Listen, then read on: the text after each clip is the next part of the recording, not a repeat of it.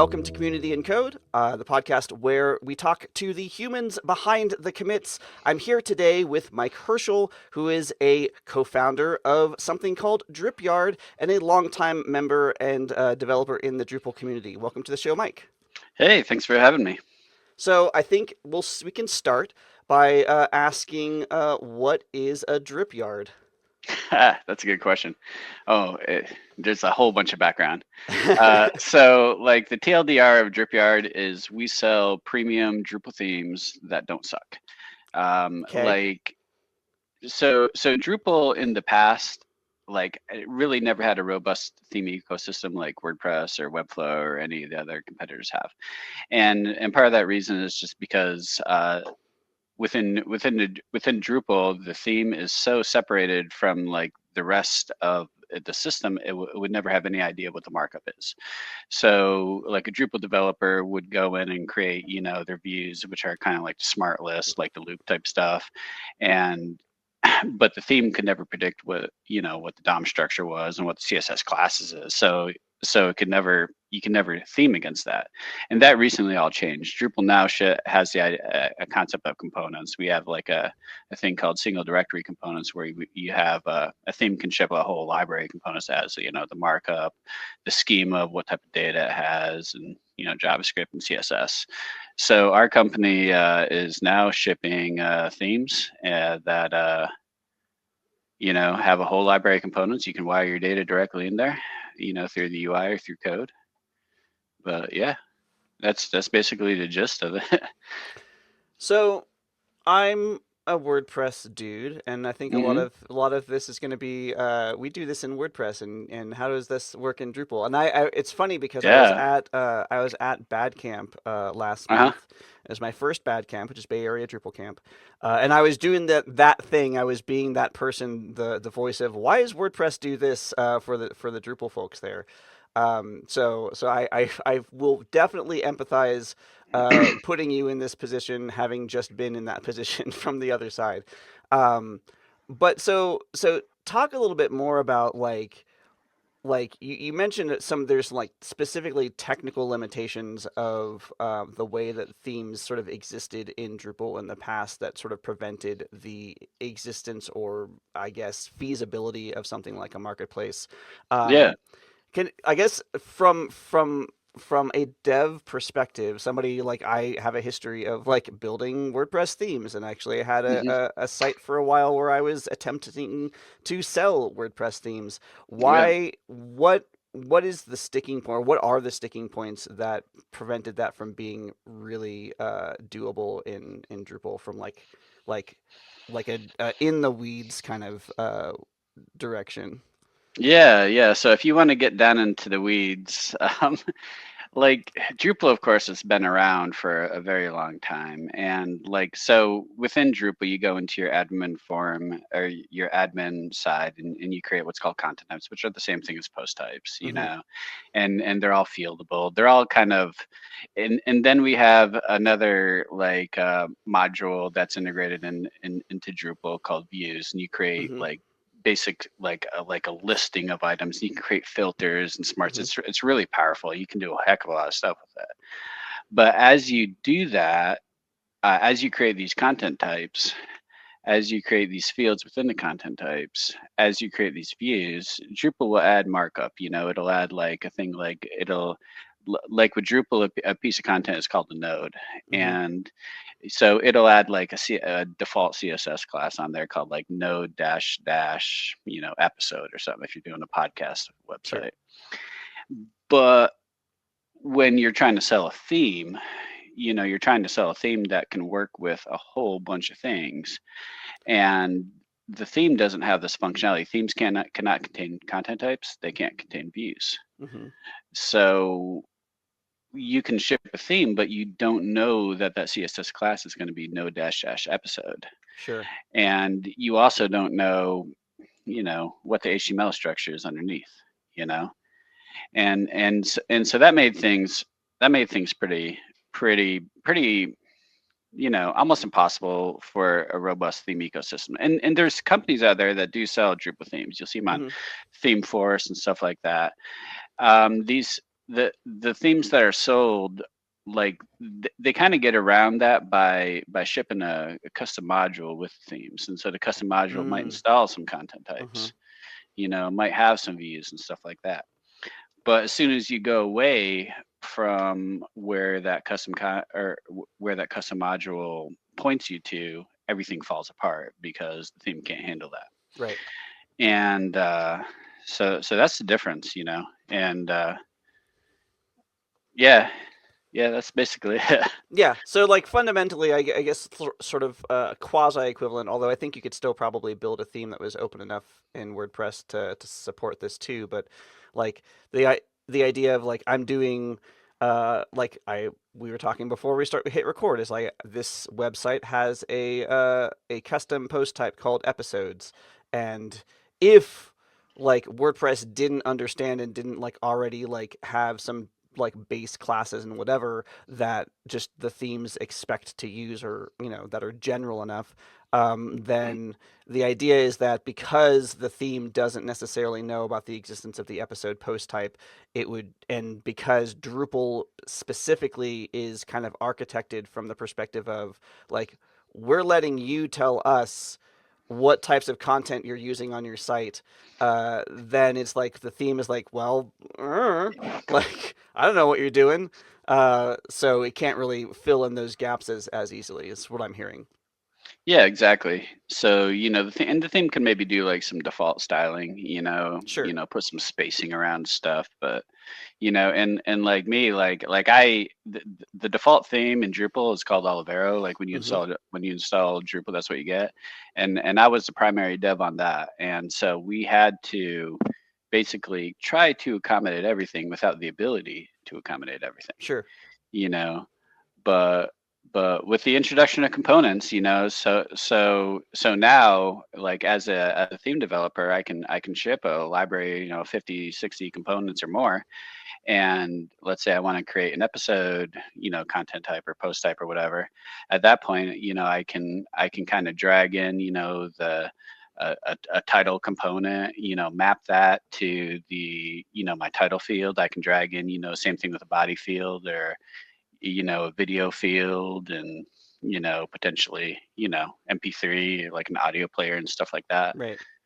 and Yeah. and so and so now it comes a lot more flexible, which is pretty neat. And I have been watching what's been going on in Drupal land. Yeah, This is sort of a one might suggest a fortuitous time for the existence or emergence of a theme development shop, yeah, given that Dries Boytart, the founder of Drupal, has been talking a lot about marketplaces and selling Drupal stuff. Talk about that relationship and what your thoughts are about sort of a commercial ecosystem for Drupal.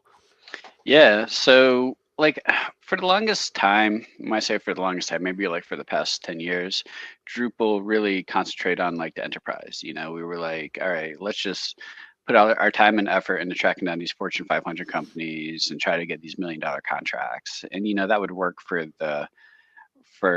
like the larger companies. But at the same time, the unintended consequence of that is that Drupal's market share started to decline. Hmm. And when the market share declines, that means that there are less Drupal developers. There are less people, in that mid market kind of learning Drupal, knowing what Drupal is. And that has hurt Drupal. And so eventually the powers that be, the leadership within Drupal said, like, all right, well, we need to recapture this mid market. And so they put together this huge strategy, and this is up on Dries's. He has a blog somewhere called Starshot Product Hmm. Strategy. Starshot was the code name for Drupal CMS before it was Hmm. called Drupal CMS. And so basically the goal is for Drupal to become feasible of like being a CMS chosen for a website, that has like maybe a budget of like $10,000 to $30,000 or something like that. Which right now, unless you're a Drupal developer, you probably don't want to do that because Drupal can be a little expensive. So as part of that, they decided, all right, well, we're going to create this kind of like it, I call it like an easy button for Drupal, and called Drupal CMS, and it has like all the modules that you have to download pre-configured, because there's like some modules that should totally be part of Drupal core, things like like the friendly paths, so if you create a piece of content, it's not node/1, it's like whatever, it automatically gets that node title in there and stuff for SEO. So it has all this stuff pre-configured, and it's pretty nice. But there's still a couple missing pieces in there. One of the missing pieces is like a decent page builder. Like Drupal has this whole ecosystem of page builders because no one has specifically like taken over. Hmm. And honestly, this is something that's like kind of hurt Drupal. You can kind of do anything in Drupal, but it shouldn't be this much effort. WordPress has Gutenberg, Webflow has whatever the hell Webflow has, Hmm. et cetera. And so Acquia, which is kind of like the largest Drupal company and the one that Dries founded, is creating a next generation page builder called Drupal Canvas. And Drupal Canvas does everything that you should pretty much, you would assume it would do, and it does a few extra things too, which is pretty cool. So you can like copy and paste components, group components, create what's called like patterns, edit them, you can map your data to it. It's pretty cool. And then so so at that point we have once Drupal Canvas comes out, which will probably be next month, and then we have then Drupal CMS 2.0 will be released. So at that point we have like a pretty good starting point, but we still need to like kind of put everything together to compete with WordPress, to compete with Webflow, Wix, Squarespace, and all Contentful and all those headless CMSs. So at that point, the Drupal Association of Powers That Be said, like we need this ecosystem. We want to do something called site templates, and site templates are basically like it's a theme, it's a Drupal theme, but also like pre-configured with those content types, which are similar to post types. It can come pre-configured with modules, and it can also come pre-configured with default content.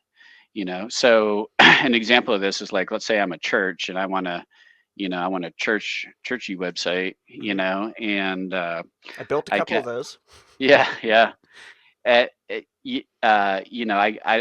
would hypothetically be able to browse this marketplace, look for a site template that like, it would maybe have a list of the content types. You may have like sermons, events and Hmm. blog, all that good stuff.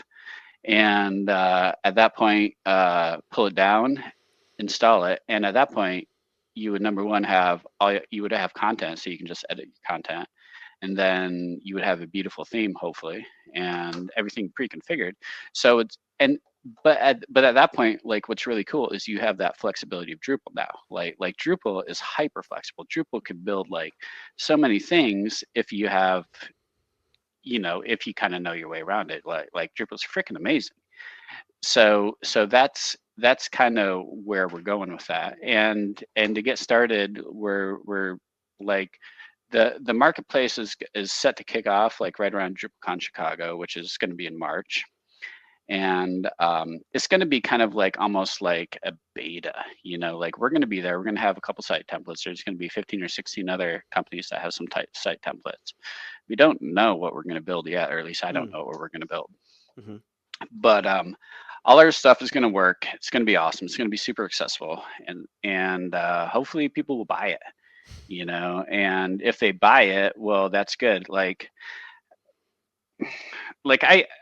I can tell you, like I've been to a number of WordCamps. I've been to like WordCamp Miami and Jacksonville, probably one or two others.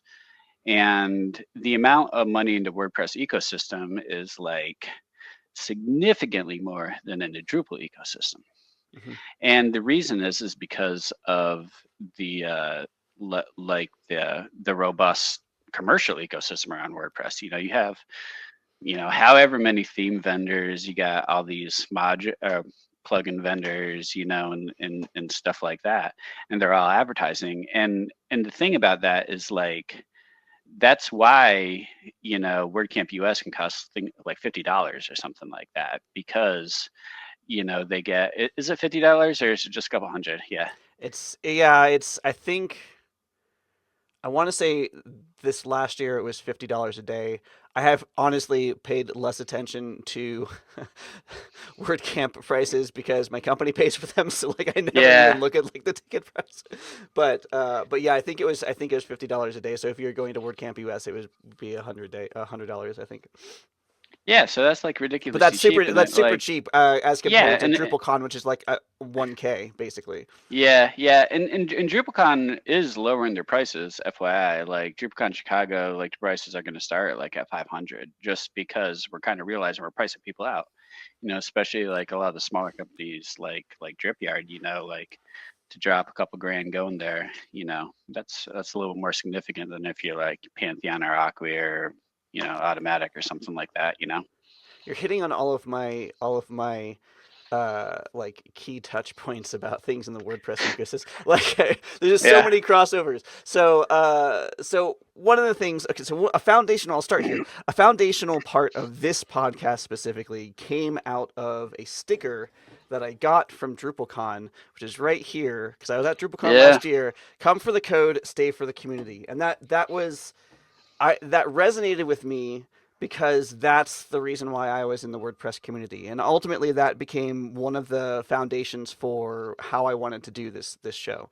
Um, and one of the things that I learned when I was in Atlanta uh, that is distinct about the Drupal community from the WordPress developer ecosystem is that in Drupal, more frequently, if we both have tools or modules or whatever that serve a similar purpose, that we're probably more likely to be like, hey, let's join forces and make the best thing. So, like, if I have an SEO plugin and you have an SEO plugin, then we might work together and be like, well, let's make one of these things the de facto SEO plugin and make it the best plugin or module.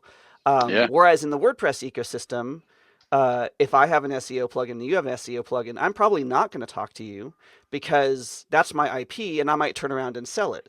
So Yeah. I had a lot of conversations at DrupalCon about this, but also about the idea of a marketplace because that was sort of when Dries started floating the idea. Hmm. Um, and uh, and my reaction as someone in the WordPress ecosystem is I really like that model of being collaborative and sharing and like joining these two things instead of like really going head to head and competing.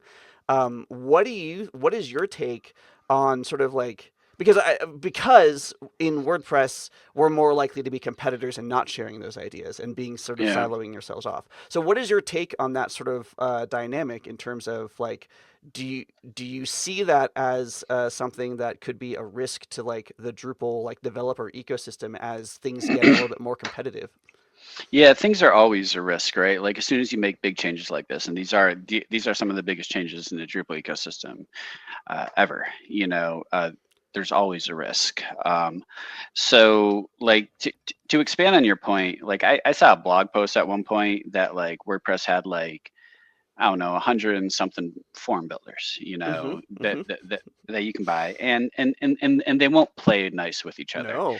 and then like furthermore, like if you have WordPress and you install like 14, 15 plugins, you're Mm-hmm. kind of your site's like a little funky, or you're Can probably be. fighting. Yeah. You can be fighting some bugs and stuff like that. Like one of the cool things is with Drupal is like all the modules play well together. Like Drupal has a very robust set of APIs, and that's something that we do better than WordPress. WordPress does a lot of better a lot of things better than Drupal, but one thing we have is like a robust APIs that allow things to work together. So if you have like 60, 70 modules installed on a Drupal site, it like that's normal. If you have a couple hundred, that's fine too. Um, and so like going into like Drupal has probably like 3 or 4 page builders, but there's one like big one. It's Mm-hmm. called Webform. It's easy. And built around Webform, there's ecosystems that build on top of that. So Right. like you'll have Webform Commerce, Webform this, Webform that allow you to do like little things. And it's just really nice. You don't have to evaluate. You don't know. You don't got to pay $20, $40 or whatever for something like that. You just try it. You get it to work, and everything goes. So like that's one of the advantages that Drupal has, and that's something that I think the leadership recognizes. Um, Dries had stated modules will always be GPL forever free. you Hmm. know and it's the themes that that could be commercial code. So back when I was back when I was like researching, like doing a little bit of due diligence, like, can I do Dripyard? So I started looking into GPL and like everything, because GPL, for those who don't know, has a very sticky license, Hmm. where like if you write PHP that builds on top of Drupal or WordPress and then Hmm. distribute it, it's Hmm. technically GPL, Yep. which means it's free. Yep. And um, but that doesn't necessarily apply to things that it's a little bit of legalese, but like things that are not directly interfacing with that. So Yep. things that can run in the browser, things like CSS and Hmm. JavaScript, Yep. will not necessarily be GPL. And I did Yes. a little bit of digging, and there's a Drupal licensing working group, and there was some talk about that, and the conclusion that I saw within this issue is, yeah, like CSS and JavaScript is not necessarily GPL. So at that point, I was like, all right, well, we can do this. We can just kind of, have our CSS and everything closed source.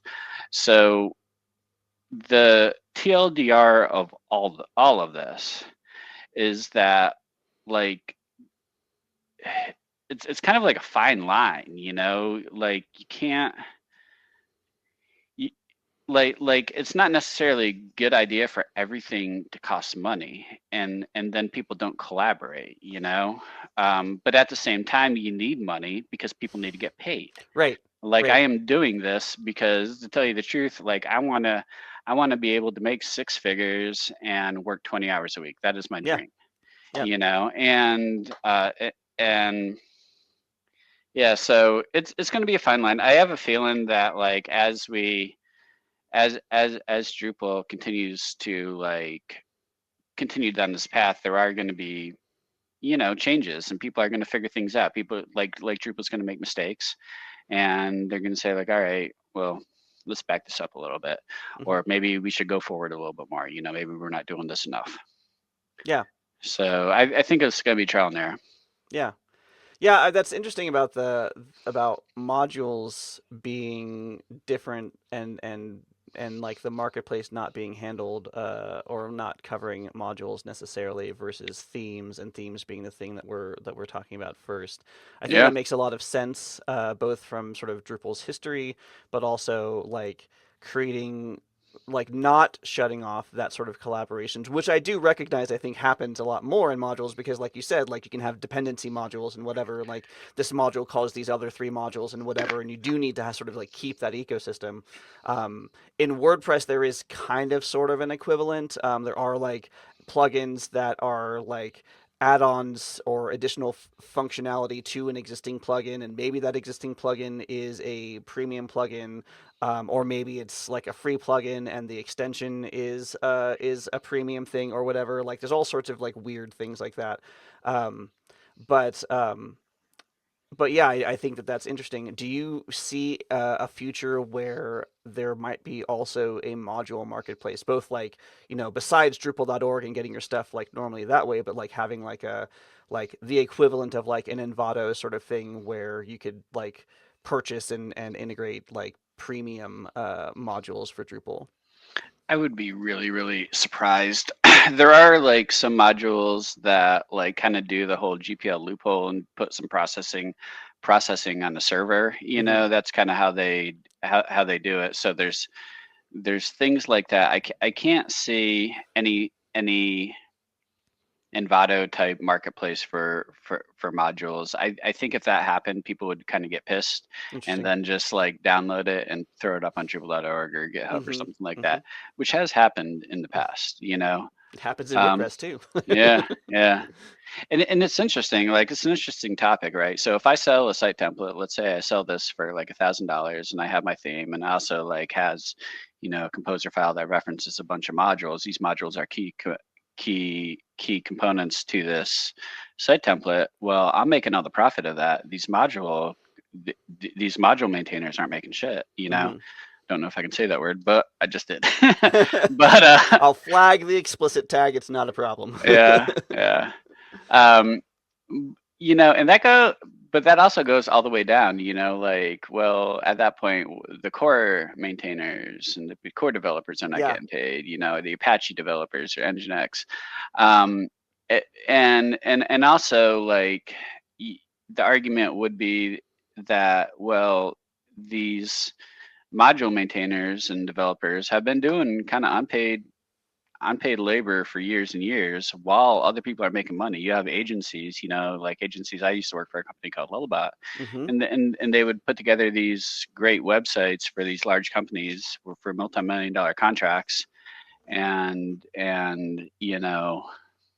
does that money go toward those module developers? right. No. I mean, to be fair, there are some that there's a number that would work at that company, but still, So it's a really interesting ecosystem. Like, open source is really interesting, and how that works and how that can work. So Yeah, yeah. I'm interested.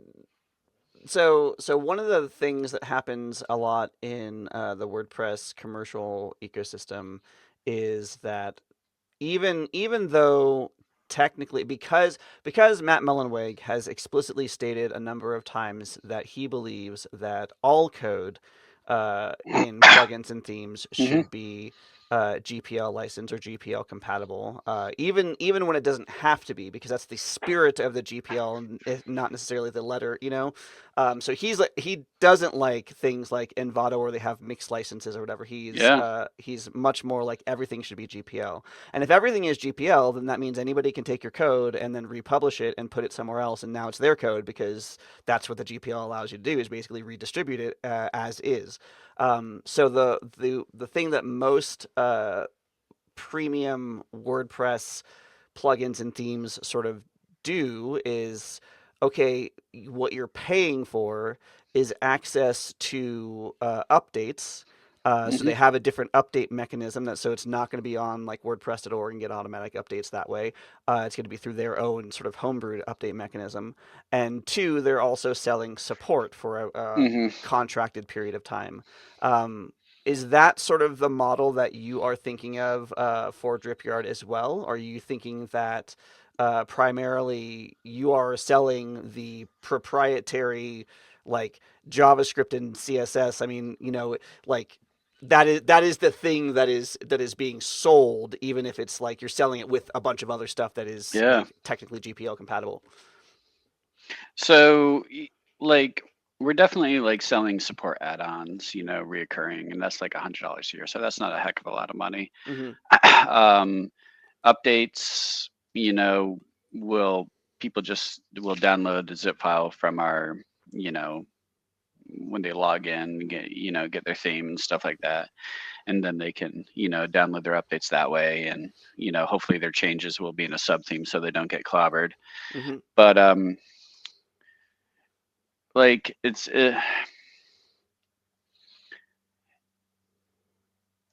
like, I can't really.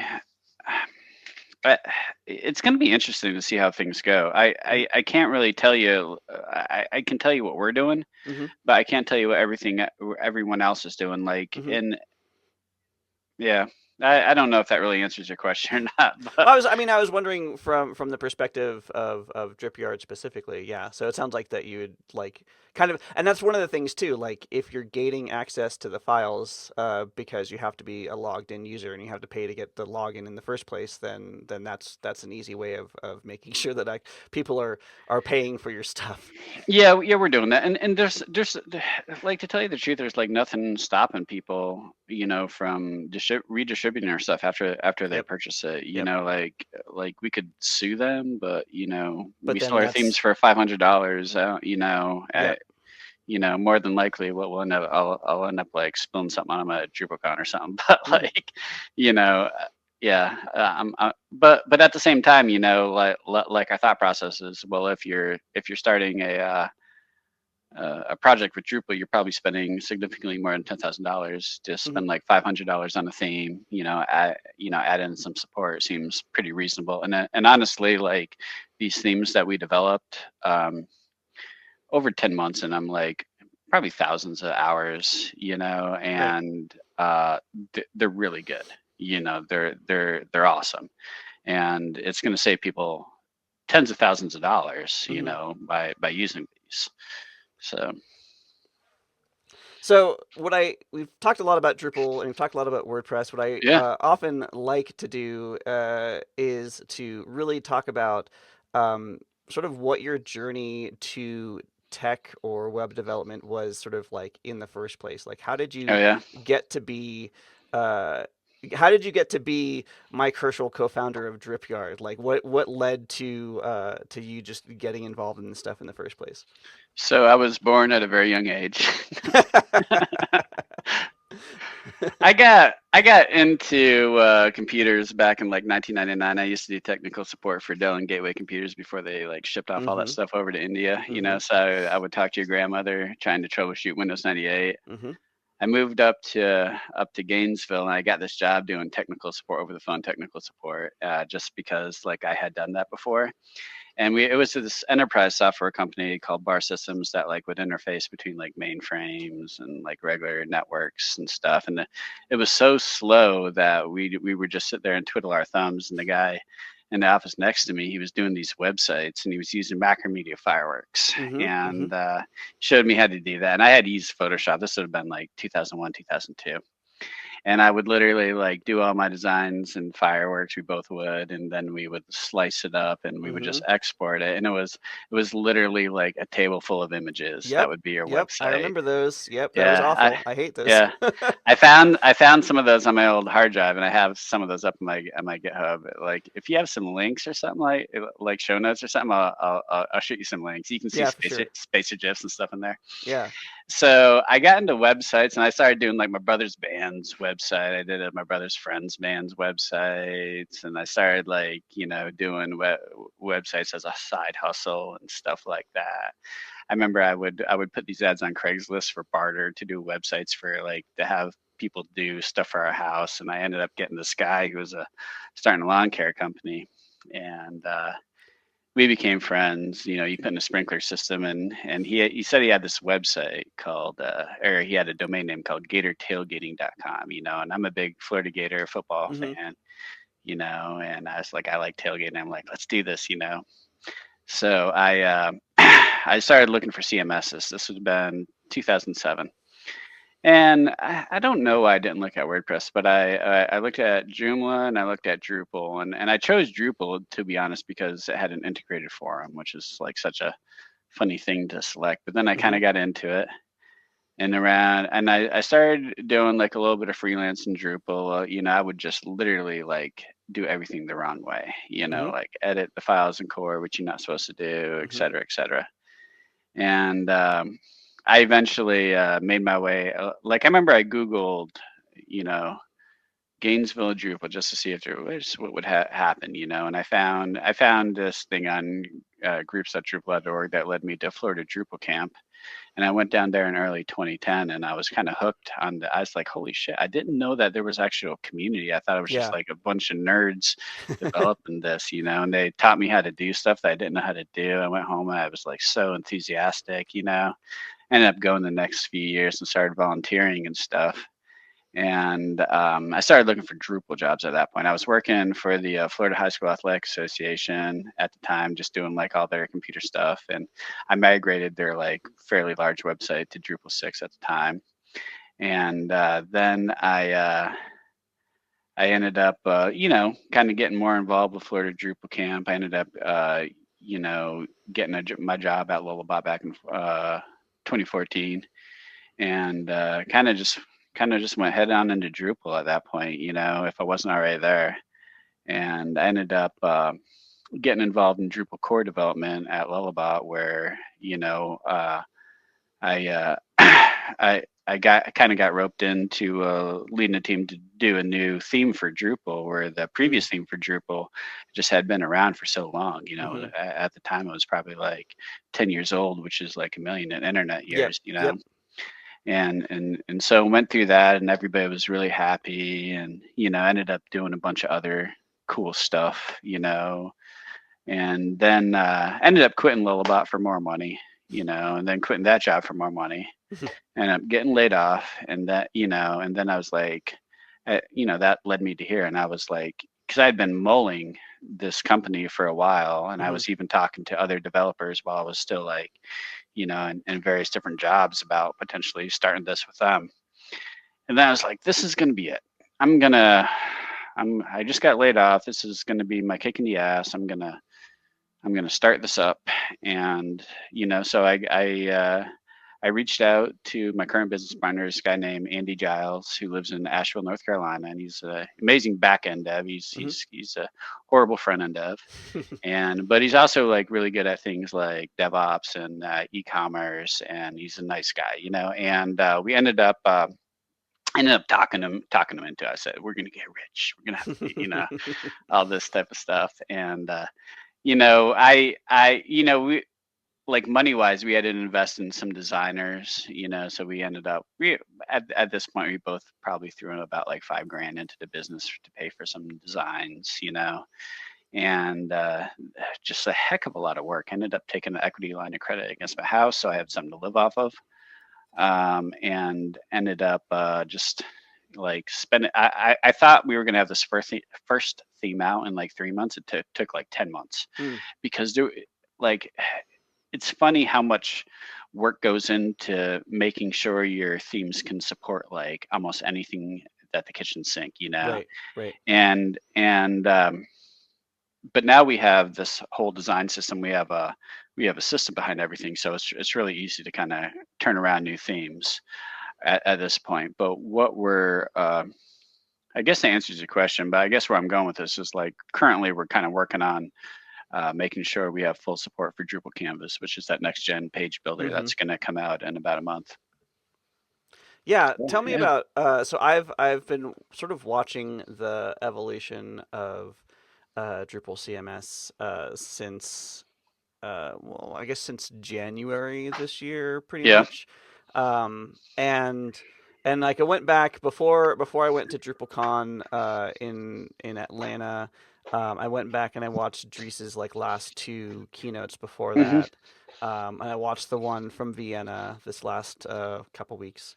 Um, and I remember when I was in Atlanta and he was showing what was then referred to as Experience Builder, which is now Drupal Canvas.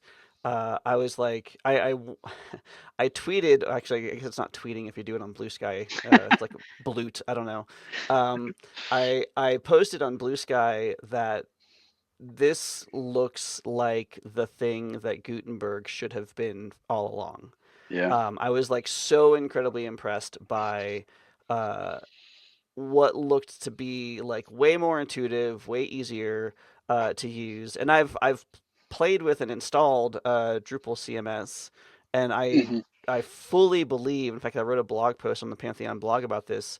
I fully believe that that is like 1,000 times better experience, first time user experience for installing a CMS than WordPress. And part of that has to do with like it's more of like a guided install. It's asking you questions, but also it's asking you like what type of site you want to create. And most like every other CMS I've ever installed just gives you a bunch of form fields. And it Hmm. doesn't ask you the question, what are you trying to build? Yeah. And so because of that, you never ask the question of yourself, what type of website are you trying to build? You just kind of like, oh, well, I'm just going to click a couple buttons and then I have a website and then I'm just going to do stuff, right? Like, but you never actually have to intentionally like come up with like, no, what am I actually trying to create? And I thought that that was a really good like just slow down and like make this the process a little bit more user friendly. And then also when it installs, like I feel like like the user interface, which in the past, for me as somebody who is more familiar with WordPress, the user interface in the Drupal admin is very complex and hard for me to navigate and know where all the stuff is. And it feels better, and maybe it's just because it looks more like the WordPress admin. I don't know, but it feels better for me to like in the Drupal CMS admin. Um, I don't know, maybe just because stuff is on the left, I guess. But like it feels like it's easier for me to navigate. So I guess my question is like somewhere in here is the question I think, which is like where do you see like do you believe that capturing the sort of mid market or that first time user experience will be like the changing point for driving more Drupal adoption? I mean, I would say definitely, like there's a lot more mid-market than enterprise market, Sure. Yeah. and honestly, to tell you the truth, like the enterprise people want the same crap as the mid-market people for the most part. They That's want to be fair. able to Yeah. assemble pages without having to like, have a postdoctorate or something like that, um, like, like I don't know if you're familiar with like Adobe Enterprise Yep. AEM, Experience builder, yeah. Or yeah, experience manager, yeah. yeah. Like they have like nice drag and drop stuff, but they don't do what Drupal does, Hmm.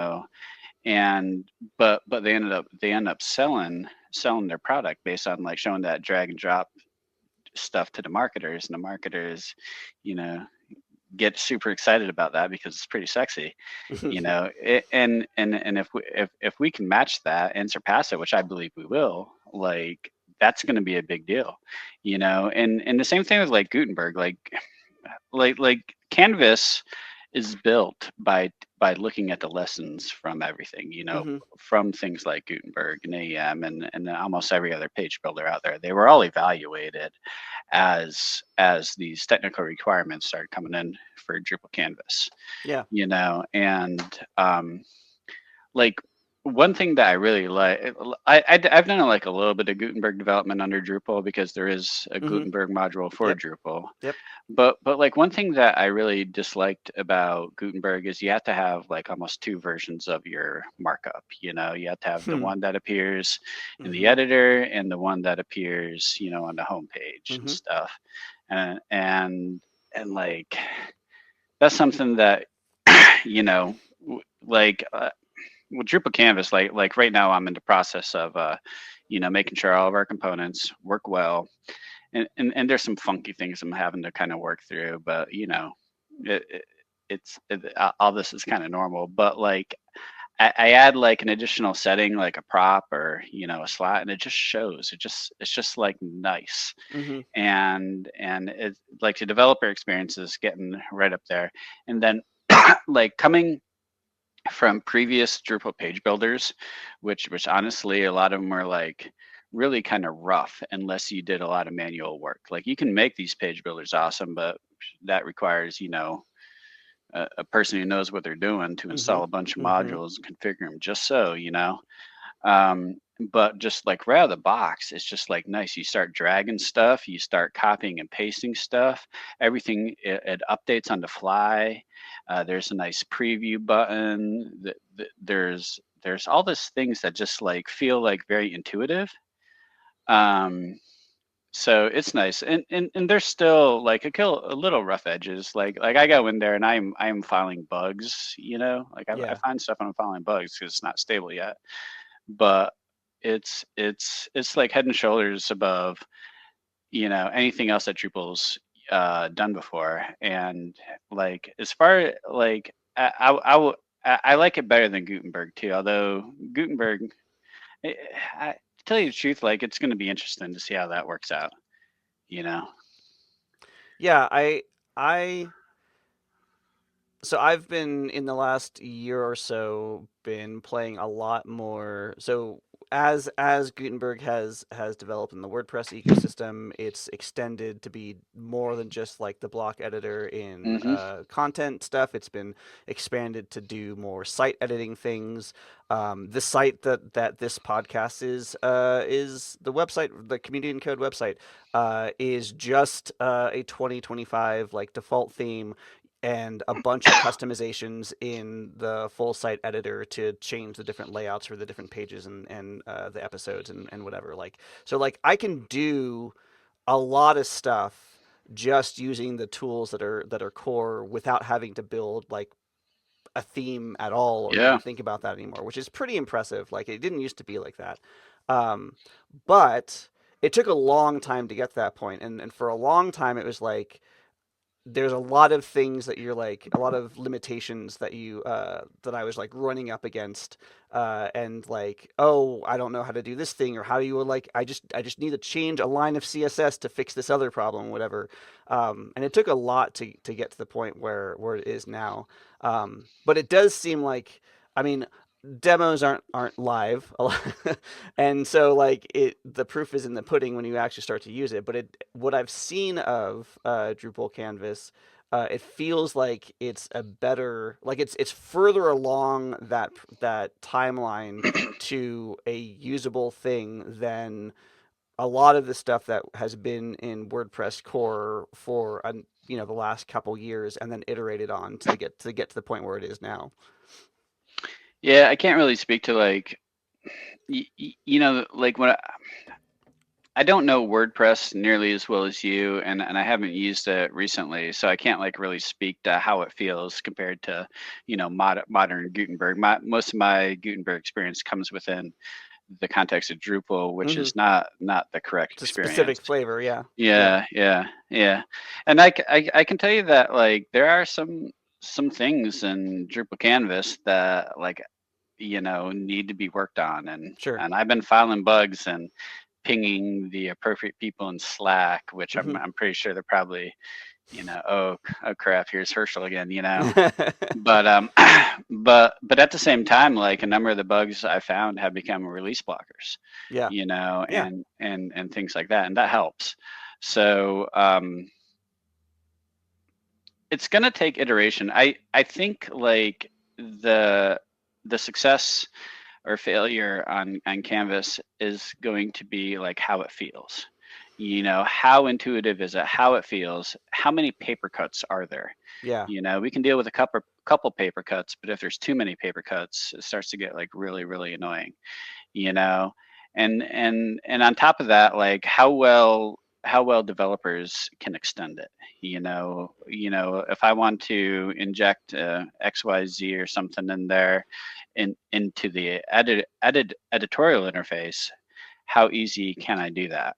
You know, Yeah, like that's actually a really good point and something that I wanted to talk about too. And I know we're getting close to time, but I want to still throw this in because hmm um, one of the things about that when Gutenberg development started forced WordPress developers to learn was the fact that Gutenberg, the decision was made very early on to make it a React interface, and so that meant yep. that not only did WordPress developers need to learn JavaScript, but they also needed to specifically learn React. hmm And the learning curve, like having played with React a little bit, I didn't. I mean, not before Gutenberg, obviously. Why would I?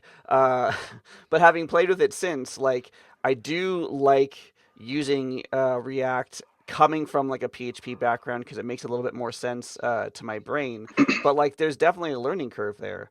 Um, Talk about like the developer experience for building things for Canvas, because as I understand it, it's not that same sort of like you need to learn a fundamentally different language anymore. Yeah. So, like, if I want to create a component that works in and outside of Canvas, it's the same as creating a component like outside of Canvas. So I mentioned that Drupal has this concept of direct components, Hmm. which are called single directory components. And basically, like within your theme, you have a component directory, and within that component directory, you have a directory for every single component. And there's two mandatory files for your component. There's a twig file, which is like the markup language that Drupal uses. It's like standard HTML and then some curly brackets. You can put for loops and all that type of stuff in there. And then there's the component.yaml file. The component.yaml file will say, hey, this is a component, and then it'll also list the type of data that that twig file is expecting. Mm. So you say like, I'm going to have a title, it's going to be a string, and you can call it title or something, or I'm going to have this portrait landscape checkbox, use a boolean. I have an array, all this type of stuff, right? And so it describes what the twig file is expecting, and then you have a couple optional files. You can have a CSS file in there. You can have a JavaScript file in there. If it sees those, it'll automatically be loaded whenever the component is loaded. And you can also like put into the YAML file, stuff for additional CSS files or dependencies on other type of stuff too if you want. So at that point you have a directory. I mean a single directory component, and as soon as Canvas sees that single directory component, it'll be available. Now, if something is screwed up in that YAML file, like let's say like you got your YAML indentation incorrect or something like that, what's kind of cool is you can go to like a little reports page, find your component in there, and it'll tell you exactly what's wrong with it, which is super nice from a development experience. But once that component is there and it's working, like Drupal will know, hey, this is a string, so I'm going to put a little text field in there, and there's some other like stuff in your YAML you can add to say like I want to load a rich text editor, and there's some stuff in there that says this, you can say this is an object and it's going to accept, this is going to be an image, so that'll give you like a little widget to browse to an image, load into your media library and stuff like that, and at that point it kind of it's kind of works. So the development experience for creating components is pretty good. There's a couple rough edges, like a couple, and these are being worked on, and I'm like, I'm totally on top of that. But even the rough edges have workarounds, and like if you go to the Dripyard blog and stuff, I actually blog about this type of stuff because it's kind of fun, it's fun to like solve these problems as I'm doing this, and as far as the development experience of extending the actual editorial interface, that's a good question. Like I haven't done that, Dripyard's editorial interface is built within React. But that being said, like when Gutenberg was, started, what was this, like probably like 5, 6, 7 years ago or something like that. React, a lot more people know React than they did back then. Like React React was common back then, but it's much more common right now. Right. So like I feel that people will be able to kind of jump in there and get into it. But that being said, like people have not yet because it's not technically stable right now. Like as of the time of this recording, it's a release like RC1 or RC2 or something like that. Right. Yeah, but I mean that's interesting though, because like fundamentally what I'm hearing is like if you want to build something that can be used by Canvas, you don't have to learn a completely different language, and I think that that's huge. I think that's a really big thing that Canvas has going for it, and like you said, like even beyond that, the developer ecosystem today for people who know React or people who have encountered React is probably a lot broader and bigger than it was 5 or 6 years ago when we were talking about whether we were going to use React or Vue to put into to build Gutenberg on top of. So yeah, absolutely. So like just the ecosystem is different. Yeah, well, thank you so much for coming on, Mike. I appreciate learning about Drupal and having an extremely nerdy conversation comparing CMSs. Where can people find you if they're looking for you online? That's a good question. So my website is Herchel.com, and that's spelled with a C, like there's no S's in there. So HERCHEL.com. Dripyard.com is my company. If you're into Drupal, check out our blog and buy our stuff. I'm on like Blue Sky at mike.herchel.com, and I'm on Mastodon. I'm on like most of the things. Oh, on LinkedIn, I am Mike Herchel's disembodied head, and it has like my head floating right there. And people have like come up to me at conferences like, "You're the disembodied head." Yeah. Hello, Mr. Disembodied Head. Yeah. Awesome. Well, thank you so much, Mike, again for coming on, and for everyone else for listening, either now or in the future, if you're coming across this episode at some distant point in the future. And until next time, we'll see you on the internet. All right, bye everybody.